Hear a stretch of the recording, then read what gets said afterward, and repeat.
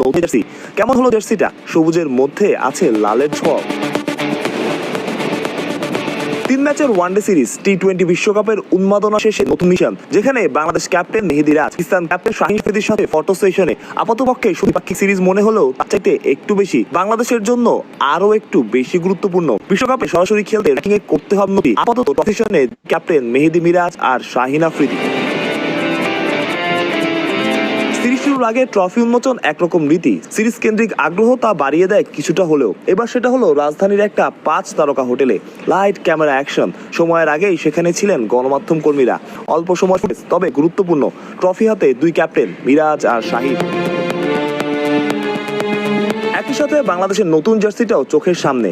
এতদিন টি-20 লাল জার্সিটাই ছিল নজরে, এখন সামনে ওয়ানডে বিশ্বকাপের জার্সি। এই জার্সিতে হয়তো পরিবর্তন আসবে, তবে লড়াইয়ের শুরুটা হলো 2 ক্যাপ্টেনের সাথে নতুন ট্রফির ছবিটা। শেষমেশ হাসি ফুটবে কার মুখে? মিরাজ না শাহিন, পাকিস্তান না বাংলাদেশ?